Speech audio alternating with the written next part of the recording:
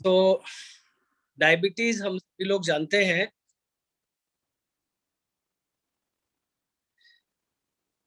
Diabetes कई तरह की होती है और ये मेटाबॉलिक डिसऑर्डर होता है। ये क्यों होती है, कैसे होती है, इसकी हिस्ट्री पर हम थोड़ा सा बात कर लेते हैं। दरअसल में डायबिटीज 4-5 तरह की होती है। अलग अलग नामों से इसको जाना जाता है, आप लोग नोट डाउन भी कर सकते हैं। क्यों होती है पहले ये बात कर लेते हैं। डायबिटीज होने के पीछे हम सभी लोग मानते हैं कि पेनक्रियाज का सबसे बड़ा रोल होता है। Yes, that's true, but liver का भी बहुत बड़ा रोल होता है। सो पेनक्रियाज में किस तरह से बीटा सेल्स हमारे इंसुलिन को प्रोड्यूस करती हैं, आपको पता है? जितना हम लोग इंसुलिन समझते हैं बीटा सेल्स के द्वारा प्रोड्यूस होता है, वहीं हमारा 99%, this is only 1%, 99% by carbonate हमारी जो सेल्स हैं 1% डिस्ट्रीब्यूशन उनका होता है जो बीटा सेल्स होती हैं, और 99% जो डिस्ट्रीब्यूशन है वो बाकी की सेल्स का होता है जो बाई कार्ब को सीक्रेट करती है। बाई कार्ब किस काम में आता है? वो 99% होता है। ये सिर्फ इंसुलिन 1% होता है जो बीटा सेल्स के द्वारा सीक्रेट किया जाता है। ये सेंटर ऑफ, इसको आइलेट्स ऑफ लैंगरहांस बोलते हैं, जो सेंटर ऑफ पेनक्रियाज में होता है या लास्ट टेल ऑफ पेनक्रियाज पे होता है ज्यादातर। अच्छा, जैसे हम इंसुलिन को समझते हैं एक चीज और बता दूं आपको कि जो हमारा पेनक्रियाज है वो एक्सोक्राइन एंड एंडोक्राइन दोनों तरह की ग्लैंड होता है। ये अकेला एकमात्र ऑर्गन है जो एक्सोक्राइन का भी काम करता है और एंडोक्राइन का भी काम करता है। तो एक्सोक्राइन में कैसे काम करता है? जो बाइकार्ब है उसको ये रिलीज करके ये ब्लड में नहीं भेजता, बाहरी एक्सटीरियर जो उसकी स्किन है उससे रिलीज करता है सीक्रेट करता है और कहाँ पहुंचाता है? डिओडिनम में, जो डाइजेस्टिव जूसेस होते हैं उसमें पहुंचाता है, जिससे कि डाइजेशन में हेल्प हो सके। दूसरा तो ये हो गया एक्सोक्राइन, एक्सोक्राइन ग्लैंड की तरह भी काम करता है। दूसरा होता है एंडोक्राइन ग्लैंड्स। एंडोक्राइन ग्लैंड्स क्या है? जब ये ब्लड में इंसुलिन को रिलीज करता है, सीक्रेट करता है, तो that works as a endocrine gland. अब हमने एंडोक्राइन ग्लैंड, एक्सोक्राइन ग्लैंड तो जान लिया, लेकिन इंपॉर्टेंट क्या है कि जैसे ये ग्लूकोज को मैनेज करने के लिए इंसुलिन रिलीज होता है, वैसे ही अगर हाइपोग्लाइसीमिक हम लोग हो जाते हैं, हम लोग सुनते हैं ना कि शुगर, हमने इंसुलिन का बोलस ले लिया है, तुरंत कुछ न कुछ खाना पड़ेगा। तो क्या होता है, अगर हम हाइपोग्लाइसीमिक कंडीशन में जाते हैं तो there are other cells which we call alpha cells, which we understand male cell. वो क्या करती हैं? एक और डिफरेंट तरह का हार्मोन होता है जिसको हम लोग बोलते हैं ग्लूकागॉन। आपने शायद उसका नाम सुना हो, बहुत कम सुनने में आता है, लेकिन ग्लूकागॉन भी सीक्रेट किया जाता है। वैसे तो बीटा सेल्स और भी माइलिन को भी, सी पेप्टाइड को भी रिलीज करती है। सी पेप्टाइड भी उतनी ही मात्रा में रिलीज होता है। खैर, हम बहुत डिटेल में बात नहीं करेंगे, अदरवाइज बहुत लंबा हो जाएगा। तो ग्लूकागॉन क्या करता है? जब हम हमारी बॉडी में ग्लूकोज की कमी होना शुरू हो जाती है तो ग्लूकागॉन क्या करता है? फिर उस ग्लूकोज की कमी को पूरा करता है। ये एक तरह से एक ऑटोमेटिक वाल्व की तरह काम करता है। जैसे ही ग्लूकोज की कमी हुई, ग्लूकोज की कमी पूरा करने के लिए ग्लूकागॉन्स, हमारी जो अल्फा सेल्स हैं वो रिलीज करती है। सो बैलेंस रहता है। इसीलिए लोग बोलते हैं ना कि फास्टिंग नहीं रख सकते, बिल्कुल रख सकते हैं डायबिटीज वाले, तो उनको यहाँ इसका आंसर मिल जाता है। अब हम लोग क्या करते हैं, एक्चुअली में एसोनाइज सेल्स होती हैं जो हमारे एक्सोक्राइन ग्लैंड की तरह काम करती हैं और बाइकार्बोनेट रिलीज करती हैं। अब एसोनाइज सेल्स क्या होता है, वो 99% एरिया को कवर करती है। जो बीटा सेल्स है वो सिर्फ 1% एरिया को कवर करती है, वो भी टेल के साइड में।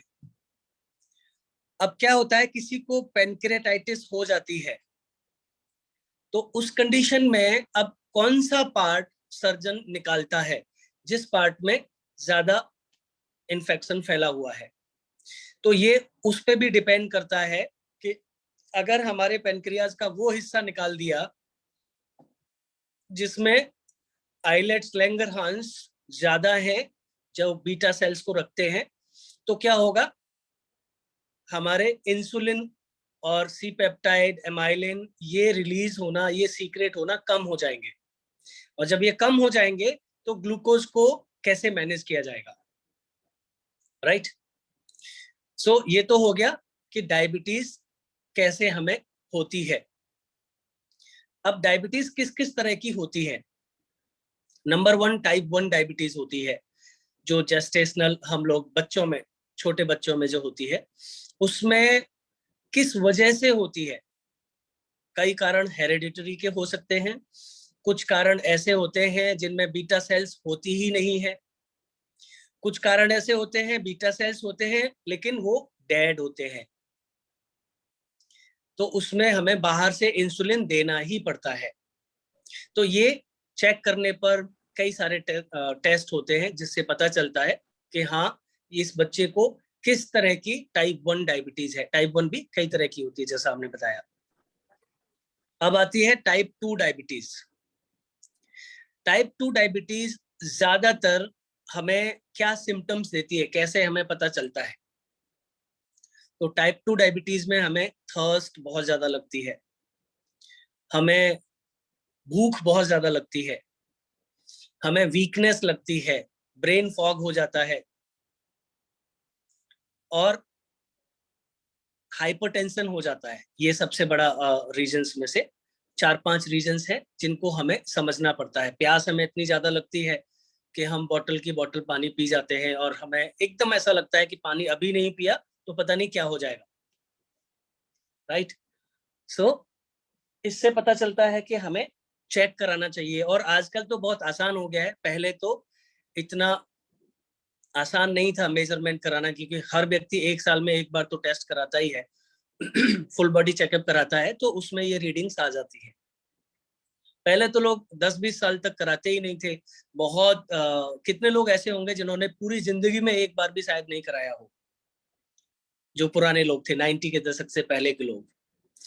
सो अभी बहुत आसान है इसको कराना। अच्छा, एक टर्म आता है HbA1c। सो HbA1c को हम कैसे समझते हैं, क्योंकि HbA1c सबसे ज्यादा इंपॉर्टेंट टेस्ट है जो 3 मंथ्स को मेजर करता है। 3 मंथ्स की हमारी जो शुगर है, ग्लूकोज है ब्लड में, उसको मेजर करता है। तो ये क्या है, इसको कैसे समझते हैं। इसको समझने के लिए सबसे आसान तरीका ये है कि हमारी जो हीमोग्लोबिन है, जो ब्लड में आरबीसी होती है उसमें हीमोग्लोबिन होता है, जो आरबीसी क्या करती है, ऑक्सीजन को कैरी करती है। और आरबीसी की लाइफ 3 मंथ्स की होती है। तो उन 3 मंथ्स में उसमें हीमोग्लोबिन ने ग्लूकोज को कितना एब्जॉर्ब किया हुआ है अपने चारों तरफ, तो ये 3 मंथ्स में कितना हमने एब्जॉर्ब किया हुआ है, चिपका हुआ है ग्लूकोज, तब हम पता करते हैं कि HbA1c इतना है। और नॉर्मल रेंज क्या होती है हमारी, अगर हमें पता चले कि हम नॉन डायबिटिक हैं तो वो क्या रेंज हमारी होनी चाहिए, ये भी जानना जरूरी है। तो नॉर्मली जब हमारा फास्टिंग 100 या इससे नीचे रहता है, आप लिख सकते हैं, या पीपी 140 या उससे नीचे रहता है, और HbA1c 5.5 से नीचे रहता है, 5.5 और लेस देन दैट। जब हम प्री डायबिटिक कंडीशन में आते हैं तो यही रेंज कैसे चेंज होती है, 126 और लेस देन हमारा फास्टिंग रहता है, और पीपी हमारा 199 और लेस, और HbA1c हमारा 6.65 6.5 और 6.7 या इससे नीचे होना चाहिए, तो हम प्री डायबिटिक कंडीशन में आ जाते हैं। और डायबिटिक कंडीशन में यही रेंज चेंज हो जाती है, हमारा जो फास्टिंग है वो 140 से या उस 126 या उससे ऊपर, पीपी 200 से ऊपर, 200, 226, 240, और HbA1c 7 से ऊपर अगर 3 मंथ्स तक रह रहा है तो हम उसको कह देते हैं अब ये डायबिटिक हो गए हैं।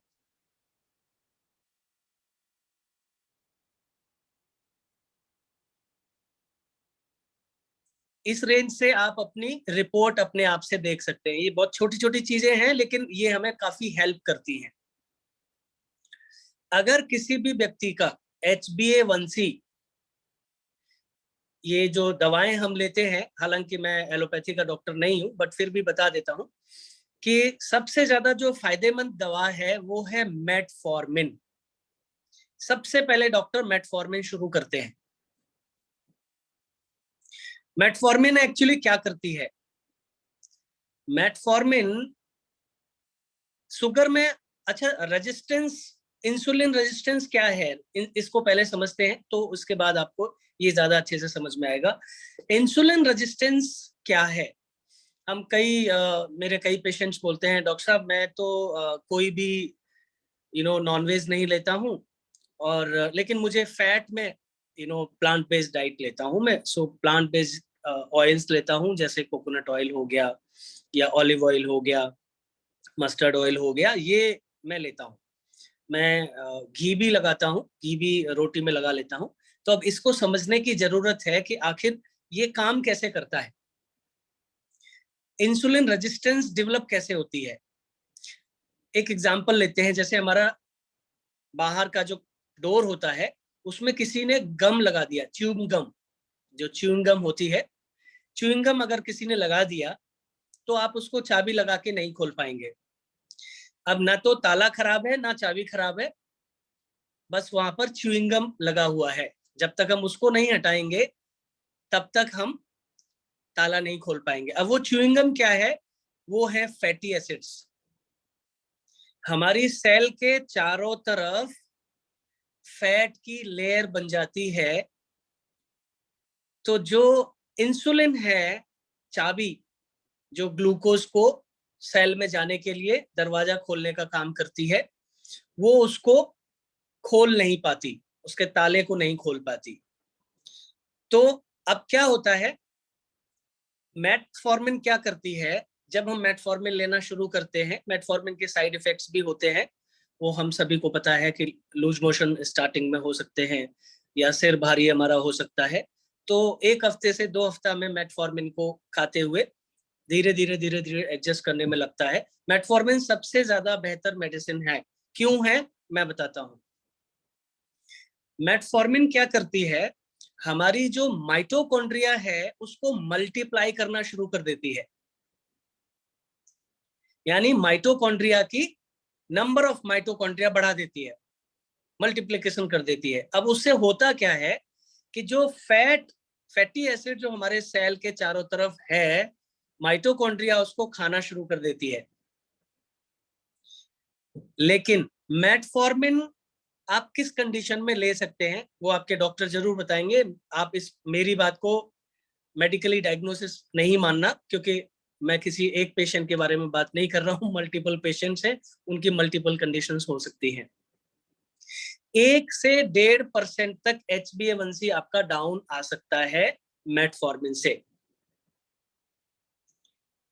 उससे ज्यादा अगर आप मान के चलिए कि 15-16 अगर है HbA1c, तो केवल मेटफॉर्मिन से काम नहीं चलेगा, इसीलिए डॉक्टर्स डोजेस बढ़ाते जाते हैं, राइट। अब ये सारी बातें समझने के बाद हम लोग इस नतीजे पर पहुंचते हैं कि नंबर 1, फैट खाना बिल्कुल हमें रोक देना होगा। अब दो कारण से मैं बोल रहा हूं। एक तो ये सेल के चारों तरफ एक लेयर बना लेता है और इंसुलिन को एंटर नहीं करने देता, इंसुलिन को खोलने नहीं देता है चाबी, जिससे कि ग्लूकोज उसमें जा सके। दूसरा, हम लोग क्या करते हैं, हम लोग फ्रूट्स बहुत ज्यादा खाते हैं। कई डॉक्टर्स ऐसे हैं जो बहुत सारे फ्रूट्स बता देते हैं कि भाई ठीक है, आप फ्रूट्स, मौसम के ताजा फल खूब सारे खा सकते हैं, ये खा सकते हैं, वो खा सकते हैं। कुछ डॉक्टर्स तो मैं नाम नहीं लूंगा, बहुत फेमस डॉक्टर्स हैं इंटरनेट पे, यूट्यूब पे, वो कहते हैं कि आप खूब सारा फ्रूट्स खाइए, सवेरे सवेरे 3-4 तरह के फ्रूट्स लीजिए, मौसम के ताजा खाइए। क्यों? उससे होता क्या है, लिवर में जैसे ही फ्रूट जाता है, फ्रक्टोज होता है उसमें, फ्रक्टोज को लिवर, जब फैट हमारी बॉडी में ज्यादा है, लिवर भी फैटी फैटी है ग्रेड 2 या उससे एबव, तो वो क्या करता है कि फ्रक्टोज को भी वो फैट में कन्वर्ट करना शुरू कर देता है। ये मैं वो चीजें बता रहा हूं आपको जो समझने में हेल्प करेंगी कि हमें फ्रूट्स क्यों नहीं खाने चाहिए। अगर हमारे टेस्ट में मेरा फैटी लिवर आ रहा है, ग्रेड 1 ग्रेड 2 से ज्यादा आ रहा है, तो मुझे सिट्रस फ्रूट, पपाया, एप्पल, वो भी कम मात्रा में, जिसका जीआई इंडेक्स कम हो। जीआई मतलब ग्लाइसेमिक इंडेक्स, ग्लाइसेमिक इंडेक्स आपका 50 से नीचे हो, मोटे मोटे तौर पर मैं बता रहा हूं, वो फ्रूट हमें कम मात्रा में सवेरे सवेरे खा सकते हैं, वो भी ज्यादा नहीं। अगर मेरा लिवर ऑलरेडी, ये क्यों करता है लिवर ऐसा, क्योंकि लिवर में जो फैट ऑलरेडी है वो एक्यूमुलेट हो रहा है, कंज्यूम नहीं हो रहा है। कंज्यूम क्यों नहीं हो रहा है? 2 कारण हो सकते हैं उसके। एक तो मेरी फिजिकल वर्कआउट बहुत कम है, दूसरा मेरा कंजम्पशन ज्यादा है। तो आप लोग आज से ही फैट वाली जो डाइट है, animal fat specially and plant based fat, बिल्कुल बंद कर दें। अगर नहीं बंद कर सकते तो मिनिमाइज कर दें, जैसे सब्जी में हम डालते हैं, रोटी पर लगाते हैं, पराठा, ये सब बिल्कुल बंद कर दें। अब होगा क्या, आपने इधर बंद किया, दूसरा आपने फिजिकल वर्कआउट भी थोड़ा ज्यादा बढ़ा दिया, तीसरा आपकी मेटफॉर्मिन भी शुरू हुए, चौथा आप गहरी नींद भी लेना अगर शुरू कर दें, तो क्या होगा, ये सारी चीजें मिलके जो एक्यूमुलेटेड फैट है ऑलरेडी, उसको रिमूव करना शुरू कर देंगे। और जैसे ही सेल के चारों तरफ से फैट रिमूव होना शुरू हो जाएगा, यानी वो च्युइंगम आपने दरवाजे लॉक के अंदर से निकाल लिया, तो चाबी फिर काम करना शुरू कर देगी।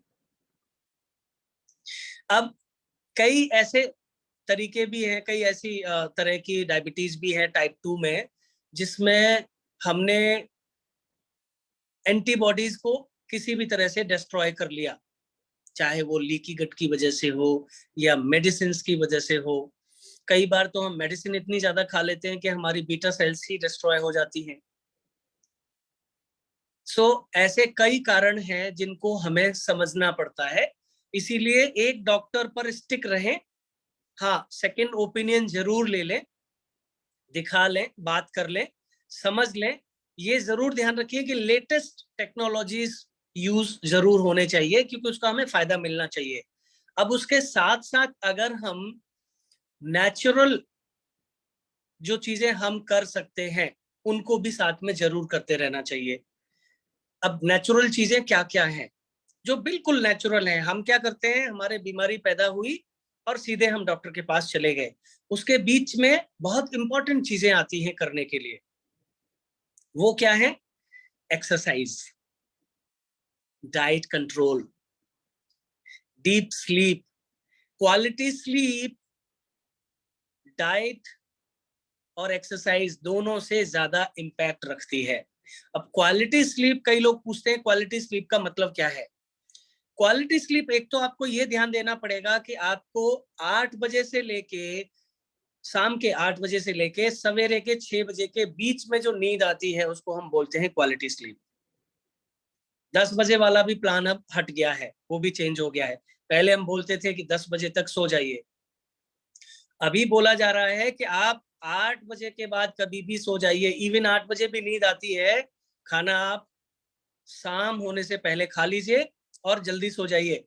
तो क्या होगा कि सारे ऑर्गन अपने आप को क्लीन करना शुरू करते हैं, डिटॉक्सिफाई करना शुरू करते हैं।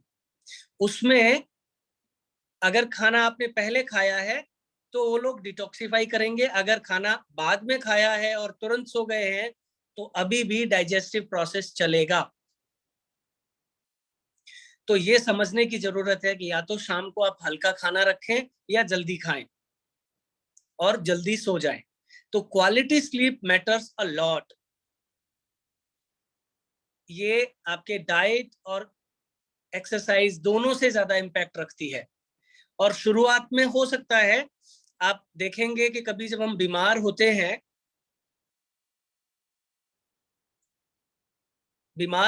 तो हमारी बॉडी को रेस्ट ज्यादा चाहिए होता है। डॉक्टर भी बोलते हैं रेस्ट ज्यादा करिए। उसका क्या मतलब है?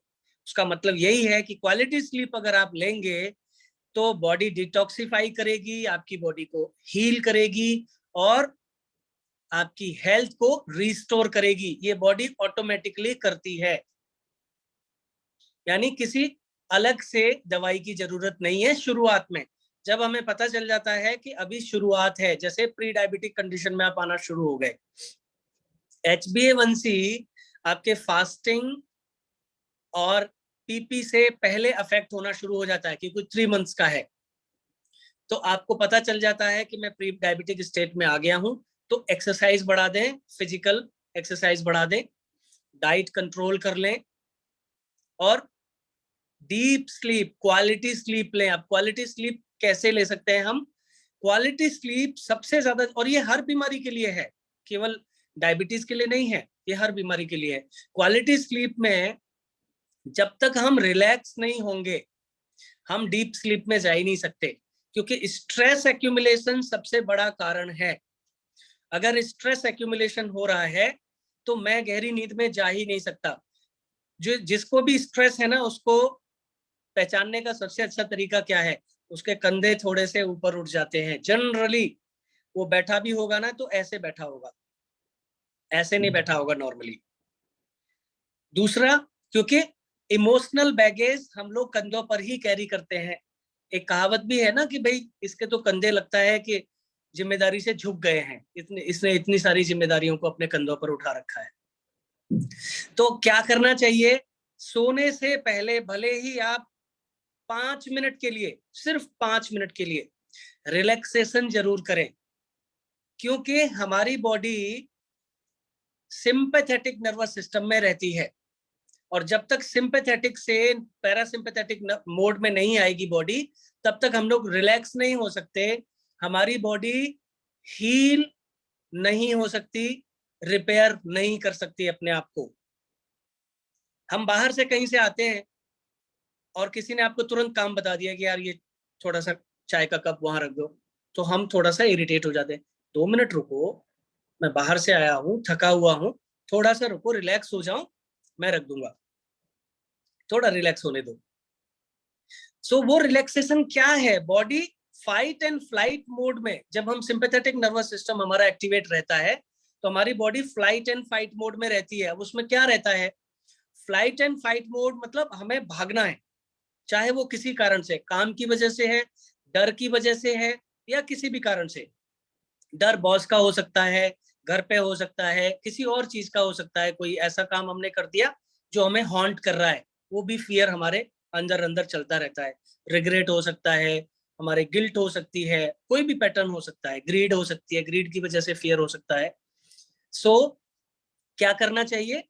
सोने से पहले हमें 5 मिनट रिलैक्स करना चाहिए, तो हमारी सिंपैथेटिक से बॉडी पैरासिम्पैथेटिक में चली जाएगी। सिंपैथेटिक में क्या होता है? Lot of glucose body release करती है, भागने के लिए एनर्जी चाहिए ना, तो ग्लूकोज जब तक नहीं मिलेगा तब तक एटीपी और एडीपी में एनर्जी ब्रेकडाउन नहीं होगी, तो हमें मिलेगी कहां से? और उस समय दूसरा क्या काम होता है? आप कभी किसी भागते हुए व्यक्ति को खाना खिला सकते हैं? उसको सोने के लिए बोल सकते हैं? नहीं बोल सकते। तो जब हमारा सिंपैथेटिक मोड एक्टिवेट है तो हम सो कैसे सकते हैं गहरे? कई लोगों को देखा होगा, कंप्लेन करते हैं मुझे गहरी नींद आती ही नहीं है, मेरी नींद बार बार खुलती है। इसका कारण ये है क्योंकि मेरी बॉडी पैरासिम्पैथेटिक नर्वस सिस्टम को टच ही नहीं कर पाई, वो उस मोड में जा ही नहीं पाई है। सो आज से आप सभी लोग 5 मिनट के लिए सिर्फ रिलैक्सेशन जरूर करें। हार्टफुलनेस वाला रिलैक्सेशन कर सकते हैं, कोई भी रिलैक्सेशन कर सकते हैं। तो बॉडी जैसे ही पैरासिम्पैथेटिक मोड में आएगी तभी तो हीलिंग एंड रिपेयरिंग शुरू होगी। जब तक पैरासिम्पैथेटिक में आई नहीं है बॉडी उस मोड में, तो हीलिंग रिपेयरिंग कैसे एक्टिवेट हो जाएगा? होगा ही नहीं। मॉर्निंग में भी हम लोग क्या है, एकदम थके हुए उठते हैं, उसका रीजन सबसे बड़ा यही है, क्योंकि हम रिलैक्स नहीं करते। अब पुराने सिस्टम पे अगर हम आए तो लोग बोलते हैं कि खाना खाने के बाद थोड़ी दूर पैदल जरूर चलना चाहिए। तो क्यों चलना चाहिए?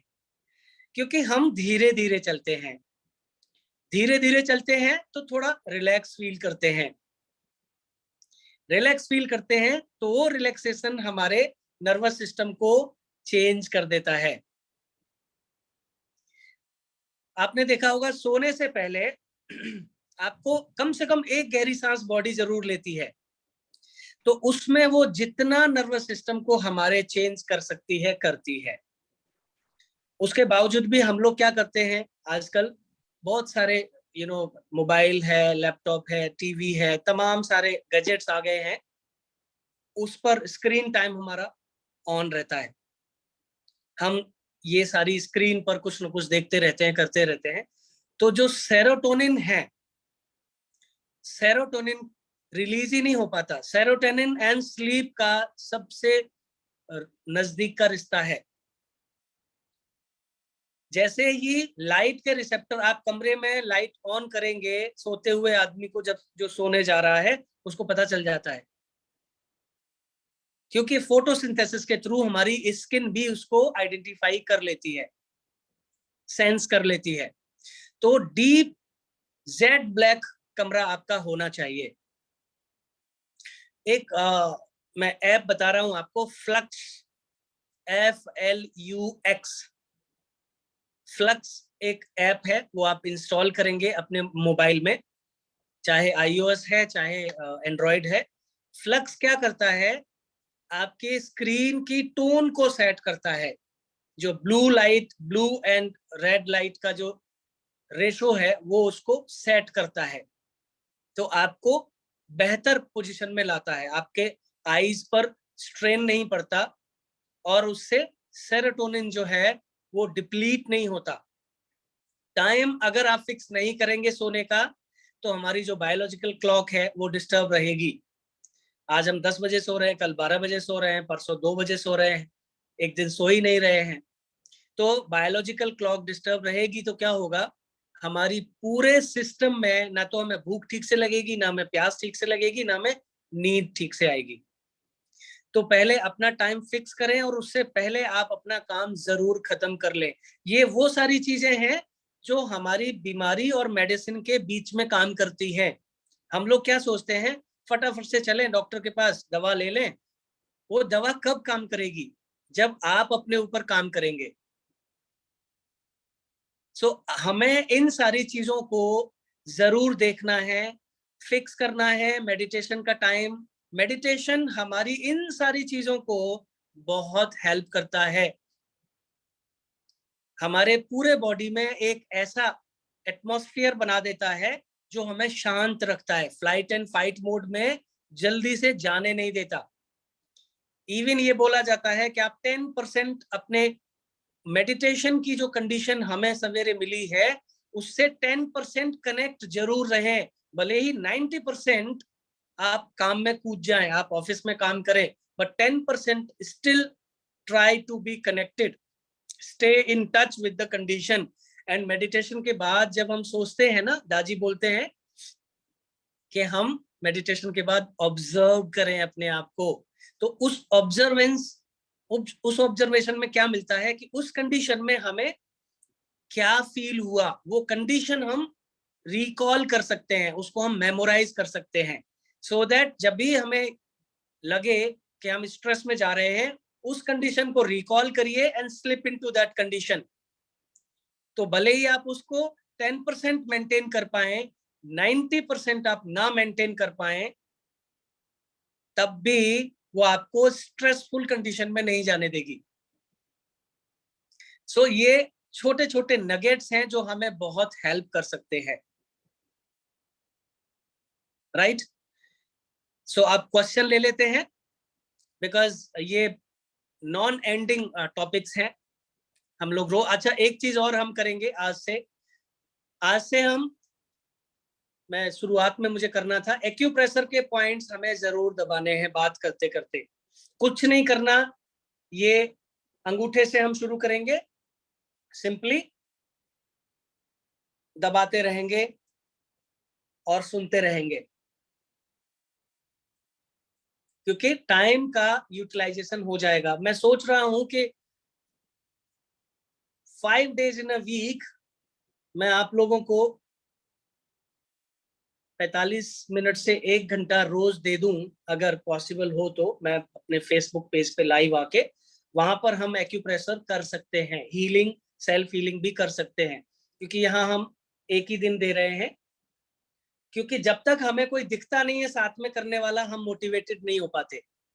ये बहुत बड़ा रीजन है, रोज हम इसीलिए नहीं कर पाते।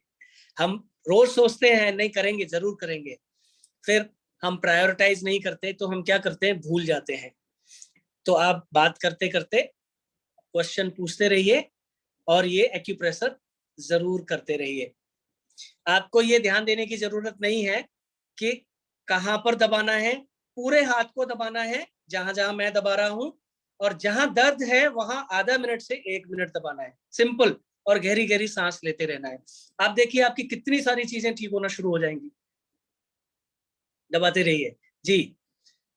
सो क्वेश्चन आप पूछ सकते हैं डायबिटीज रिलेटेड।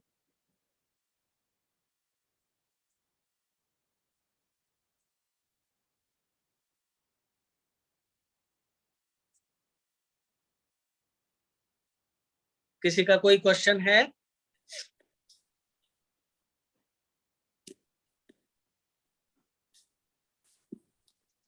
नमस्ते भैया। हाँ नमस्ते जी। भैया डायबिटीज के अलावा भी कोई क्वेश्चन पूछ सकती हूँ क्या? मैं अभी कोई प्रॉब्लम चल रही है मेरे को। वैसे आज का टॉपिक तो डायबिटीज का ही है, पूछ लीजिए, वैसे जब तक किसी का क्वेश्चन नहीं आता डायबिटीज का आप पूछ सकते हैं। एक्चुअली भैया फिशर के बारे में पूछना था मुझे।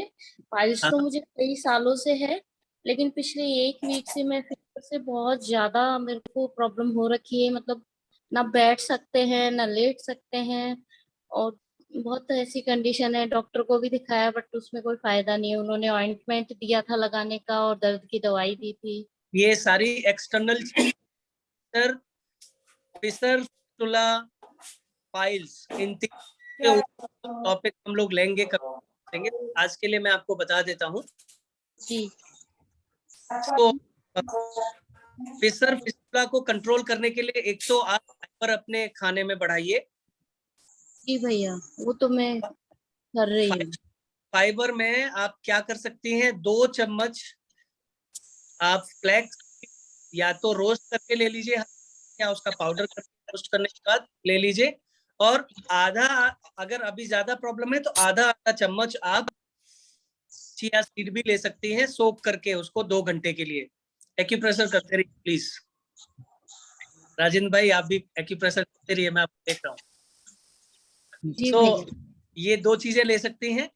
तीसरा क्या, आप सलाद और फल थोड़ा सा बढ़ा दीजिए, जी और आपके जो स्टार्च और कार्बोहाइड्रेट है उसको बिल्कुल रिड्यूस कर दीजिए। अगर पॉसिबल हो तो लिक्विड डाइट पे आ जाए, जी कोई प्रॉब्लम नहीं।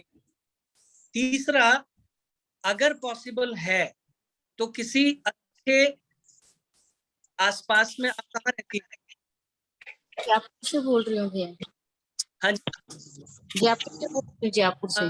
जयपुर का नेचुरोपैथी के कई सेंटर्स हैं, तो नेचुरोपैथी के सेंटर पे चले जाइए और उनसे बोलिए कि एनीमा दे दीजिए।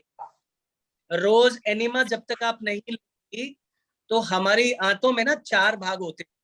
जो लार्ज इंटेस्टाइन है वो 4 पार्ट्स में डिवाइड रहता है, ascending, transverse, descending and sigmoid. तो सबसे ज्यादा किस हिस्से में प्रॉब्लम है ये हमें नहीं पता, कहाँ एक्यूमुलेशन है स्टूल का ज्यादा, फीसिस का ज्यादा, जिसकी वजह से ये हो रहा है। तो आपको एनीमा से ही राहत मिलेगी फाइनली, थोड़ा टाइम भी लग सकता है। सो एनीमा आप लेना वहां पर सीख लीजिए 1 दिन 2 दिन, और उसके बाद घर पे ले सकते हैं। एनीमा डायबिटीज में सबसे ज्यादा अच्छा काम करता है, बाकी फिशर और पाइल्स में तो करता ही है। तुरंत रिलीफ के लिए मैं आपको ये कह सकता हूँ, हमारे कई पेशेंट ऐसे हैं आज भी। कल से एक डॉक्टर है, हमारी प्यासी बहन है, बहुत बड़ी डॉक्टर है वो, उनको पाइल्स की इतनी ज्यादा प्रॉब्लम हो गई, कल से उन्होंने हीलिंग लेना शुरू किया है। ब्लीडिंग इतनी ज्यादा हो रही थी, पेन इतना ज्यादा हो रहा था, और फ्रेश हो पा रही थी। एक ही हीलिंग है। मेरा एक टेस्ट भी वेबसाइट पे पड़ा है, एक अभ्यासी, उनका डायबिटीज ट्रीटमेंट मेरे से हुआ था, और 2 दिन बाद उन्होंने बताया कि उनको पाइल्स भी है। सिर्फ 2 से 3 दिन में उनका दर्द और उनका ब्लीडिंग बंद हो गया। तो आप अर्जेंट अर्जेंट उसके लिए आप है 2 से 3 आप ले, जब पेन और ब्लीडिंग आपकी बंद हो जाएगी तो और भी बातें हम लोग आपको मैं आपको बता दूंगा, बिकॉज आपका नेचर भी मुझे नहीं पता है। तो इमीडिएटली ये कर लीजिए, अदरवाइज आप एनिमा लेते रहिए और वॉक ज्यादा करिए। मूवमेंट जब तक बॉडी का नहीं होगा तब तक हमारे बाउल मूवमेंट नहीं होता, राइट? जी भैया, बट दर्द इतना तेज है कि वो दर्द मोमेंट बिल्कुल भी हो तकलीफ। जाएगा, 1 दिन के बाद खत्म हो जाएगा, ये मेरा पर्सनल एक्सपीरियंस है जी। सो डायबिटीज से रिलेटेड क्या क्वेश्चंस हैं? थैंक यू भैया। वेलकम। सर हेलो ब्रदर, मेरा डायबिटीज अभी साल भर से शुरू हुआ है और मेडिसिन शुरू हुई है। HB1C जो है वो 8 प्लस है, तो क्या करना चाहिए? आप वीडियो पे अगर आएंगी तो मैं देख भी पाऊंगा आपको, अच्छा, कि 1 to 1 की तरह आपको